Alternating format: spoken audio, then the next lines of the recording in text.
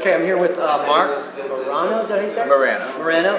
He is the executive director of ClimateDepot.com, and I have two very interesting questions. You probably don't know who I am as a guy, but I've been exposing the climate fraud for about half a decade now on YouTube.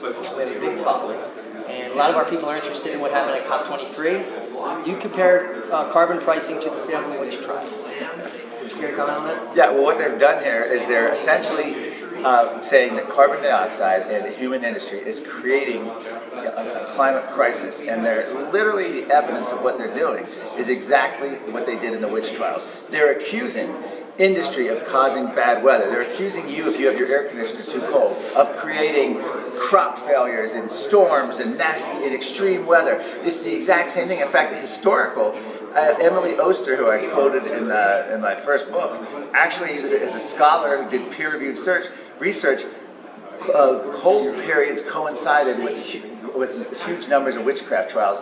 Warmer periods, or climate optimums, saw the witch trials drop. So if you look back, over half of the judges of the Salem witch trials were educated at Harvard. These were the best and brightest of society who were putting women to death because they thought they changed the weather. Today, they're condemning the internal combustion engine, American, global energy from carbon-based energy, fossil fuels. They're basically saying that that is destroying the earth in the same way, and they're accusing it, and they think by getting rid of it, we're going to have better weather. We've actually had U.S. senators say on the floor, if we had done more with the United Nations, we all know these hurricanes wouldn't be so bad. That's modern witchcraft. It is, and some of the top meteorologists, like Ryan Maui, have proven in the last 2 decades that actually hurricane intensity is dropping off. 1940s were the biggest decades, over 100 years time scale. You can always find a trend in any extreme weather, whether it's And then the media villainized you for saying striking fear into politicians is not a bad thing.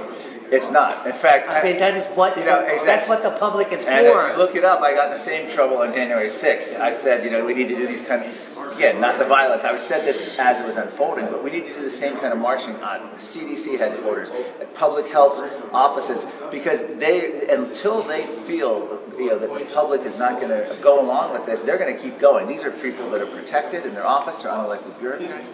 And so, absolutely, this was during the Climate Gate when I made that comment, and politicians need to know that they're not going to, like President Obama said, my climate plan will necessarily skyrocket American energy costs, which is what's happening in Europe, and it's now happening in the United States. This was their plan. They can't say, oh, darn. So here's the thing. In the United States, we went, 2019, the world's largest oil and gas producer, more energy production than consumption, more energy exports and imports, first time since Harry Truman was president in 1952. Joe Biden's elected, day one, shuts down American energy, pipelines, mining, goes after death of 1,000 cuts with fracking. Disaster happens. We have the gas lines in the 70s after the hack of the gas lines from the computer hack.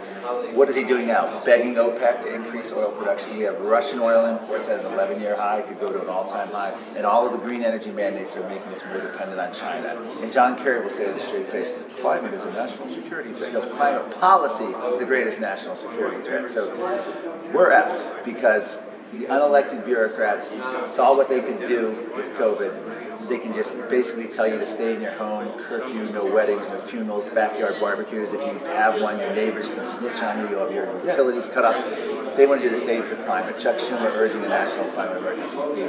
And I see I just saw some headlines in the last 48 hours, $120 barrel oil in the future. This is coupled with runaway inflation. This is what they want to do.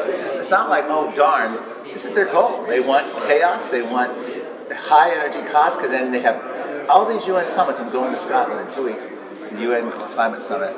They've talked openly about the degrowth movement, planned recessions to fight global warming.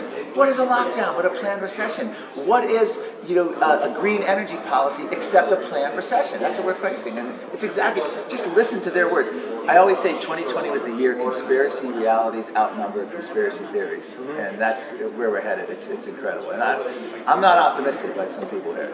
I think you have to be pessimistic and motivate people, because to think, oh yeah, it's going to be fine. The only way it's fine is mass resistance on both COVID and climate. You heard it here, mass resistance.